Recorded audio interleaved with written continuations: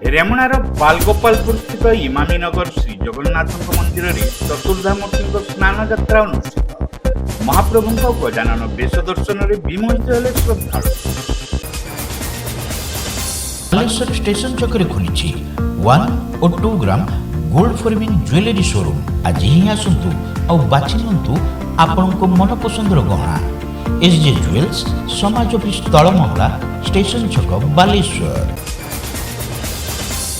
ବାଲେଶ୍ୱର ଜିଲ୍ଲା ରେମୁଣା ବ୍ଲକର ବାଲଗୋପାଳପୁର ଶିଳ୍ପାଞ୍ଚଳ ସ୍ଥିତ ଇମାମୀନଗର ଶ୍ରୀ ଜଗନ୍ନାଥଙ୍କ ମନ୍ଦିରରେ ଚତୁର୍ଦ୍ଧା ମୂର୍ତ୍ତିଙ୍କ ମହାସ୍ନାନ ଯାତ୍ରା ଆଡମ୍ବର ସହକାରେ ପାଳିତ ହୋଇଯାଇଛି।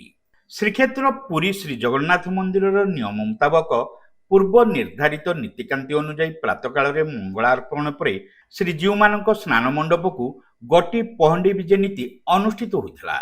ଚତୁର୍ଦ୍ଧାମୂର୍ତ୍ତି ବିଜେ ହେବା ପରେ ମଙ୍ଗଳ ଆରତୀ, ଅବକାଶ ମୈଲମ, ବଲ୍ଲଭ ଭୋଗ ପ୍ରଭୃତି ନୀତି ଅନ୍ତେ ଆଜ୍ଞାମାଳ ପାଇ ଇମାମୀ ଗ୍ରୁପର ଯୁଗ୍ମ ଅଧ୍ୟକ୍ଷ ରାଧେଶ୍ୟାମ ଗୋଏଙ୍କା ସଂଗୃହୀତ ପବିତ୍ର ନଦୀ ଜଳ କୁମ୍ଭ ଧରି ସ୍ନାନ ମଣ୍ଡପ ନିକଟରେ ପହଞ୍ଚିଥିଲେ। ସେଠାରେ ଶ୍ରୀ ଗୋଏଙ୍କାଙ୍କ ଦ୍ୱାରା ଛେରା ପହଁରା ନୀତି ଅନୁଷ୍ଠିତ ହୋଇଥିଲା। ପରେ ସୁବର୍ଣ୍ଣକୂପ ପୂଜା ଓ କଳସ ଅଧିବାସ ପ୍ରଭୃତି ନୀତି ପରେ 108 କଳସ ସୁବାସିତ ଜଳରେ ଚତୁର୍ଦ୍ଧାମୂର୍ତ୍ତିଙ୍କ ମହାସ୍ନାନ କରାଯାଇଥିଲା। ଅପରାହ୍ନରେ ମହାପ୍ରଭୁ ସୁସଜ୍ଜିତ ଗଜାନନ ବେଶରେ ହଜାର ହଜାର ଭକ୍ତଗଣଙ୍କୁ ଦର୍ଶନ ଦେଇଥିଲେ। ଏହି ଅବସରରେ ବିଶେଷ ନୀତି ଭାବେ ମହାପ୍ରଭୁଙ୍କ ନିକଟରେ 56 ଭୋଗ ପ୍ରସାଦ ଭାବେ ଅର୍ପଣ କରାଯାଇଥିଲା। ସନ୍ଧ୍ୟା ଆରତୀ ପରେ ଶ୍ରୀଜୀଉମାନେ ସ୍ନାନ ମଣ୍ଡପରୁ ଗୋଟି ପହଣ୍ଡିରେ ଅଣସର ଗୃହକୁ ବିଜେ କରିଥିଲେ। ଇମାମୀ ଗ୍ରୁପର ଅନ୍ୟତମ ନିର୍ଦ୍ଦେଶକ ତଥା ଜଗନ୍ନାଥ ମନ୍ଦିରର ମୁଖ୍ୟ ପୁରୋଧା ସୁଶୀଲ କୁମାର ଗୋଏଙ୍କାଙ୍କ ପ୍ରତ୍ୟକ୍ଷ ତତ୍ତ୍ୱାବଧାନରେ ଆୟୋଜିତ ଉତ୍ସବରେ ମୁଖ୍ୟ ପରିଚାଳନା ନିର୍ଦ୍ଦେଶକ ସୁଶୀଲ କୁମାର ଖୈତାନ, ଇମାମୀ ପେପର ମିଲ୍ସର ବରିଷ୍ଠ ସଭାପତି ଆଶିଷ ଅବିନାଶ ଗୁପ୍ତା, ଇମାମୀ ଲେଡିଜ୍ କ୍ଲବର ସମସ୍ତ ସଦସ୍ୟା, ବହୁ ବରିଷ୍ଠ ପଦାଧିକାରୀମାନେ ଉପସ୍ଥିତ ଥିଲେ। ଏହି ସ୍ନାନଯାତ୍ରା ଉତ୍ସବରେ ବହୁ ମାନ୍ୟଗଣ୍ୟ ବ୍ୟକ୍ତିଙ୍କ ସମେତ ବିଭିନ୍ନ ପ୍ରାନ୍ତରୁ ହଜାର ହଜାର ଶ୍ରଦ୍ଧାଳୁ ଯୋଗ ଦେଇ ମହାପ୍ରଭୁଙ୍କୁ ଦର୍ଶନ ପୂର୍ବକ ଆଶୀଷ ଲାଭ କରିଥିଲେ। ଏହି ଅବସରରେ ମନ୍ଦିର ପ୍ରଶାସନ ପକ୍ଷରୁ ସମସ୍ତ ଭକ୍ତଙ୍କ ନିମନ୍ତେ ପ୍ରସାଦ ସେବନ ଏବଂ ଘୋଳଦହି ତଥା ଫଳ ବଣ୍ଟନର ବ୍ୟବସ୍ଥା କରାଯାଇଥିଲା। ଇମାମୀ ସୁରକ୍ଷା ଅଧିକାରୀ ଏବଂ ରେମୁଣା ଥାନା ପୋଲିସ ପ୍ରଶାସନ ପକ୍ଷରୁ ବ୍ୟାପକ ସୁରକ୍ଷା ବ୍ୟବସ୍ଥା ସାଙ୍ଗକୁ ଟ୍ରାଫିକ ନିୟନ୍ତ୍ରଣ କରାଯାଇଥିଲା। ଜୁଲାଇ 14 ତାରିଖରେ ମହାପ୍ରଭୁଙ୍କ ନବଯୌବନ ବେଶ ଏବଂ 16 ତାରିଖରେ ରଥଯାତ୍ରା ନିମନ୍ତେ ବ୍ୟାପକ ପ୍ରସ୍ତୁତି ଚାଲିଥିବା ବରିଷ୍ଠ ଲୋକସମ୍ପର୍କ ଅଧିକାରୀ ମନୋଜ କୁମାର ପାଢ଼ୀ ସୂଚନା ଦେଇଛନ୍ତି। ଆଜି ଆମର ପ୍ରତିବର୍ଷ ଭଳି ଏଥର ମଧ୍ୟ କାର୍ଯ୍ୟକ୍ରମ କଳସ ଯାତ୍ରା ସରିଯାଇଛି, ବର୍ତ୍ତମାନ ସ୍ନାନ ଚାଲିଛି।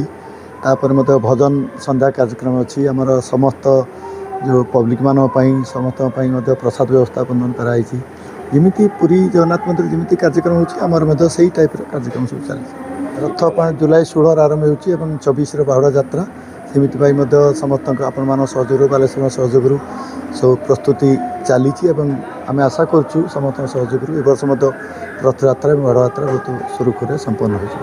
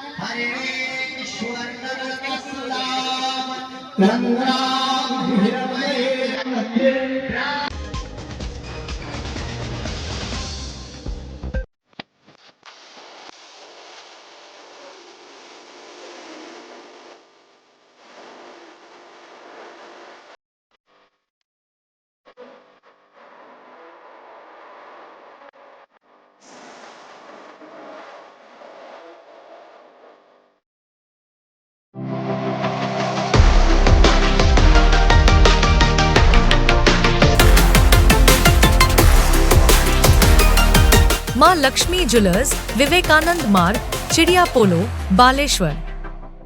Welcome to Pratiksha Fertility and IVF Clinic, Baleshwar.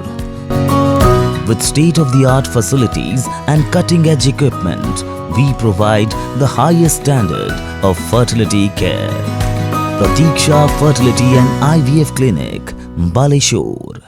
Pipe किनिबा पूर्वरु पाइप रो पारिबा पणिया उपरे प्रत्येक प्रश्नर उत्तर आमे दबु। पानीर प्रखर जेते तीव्र हो अबा पानीर शिखर जेते उच्च हो, एमके प्लास्ट कंपनी रे निर्मित एमकेपी ब्रांड रो सुदृढ़ एवं दीर्घस्थायी पीवीसी एंड एचडीपीई पाइप्स सर्वदा नंबर 1। सर्वनिम्न मूल्य रे सर्वोत्तम पाइप किनिबा पई जोगाजोग करंतु। MK plast private limited, Ramdaspur industrial estate, Godisahi, Cuttack district.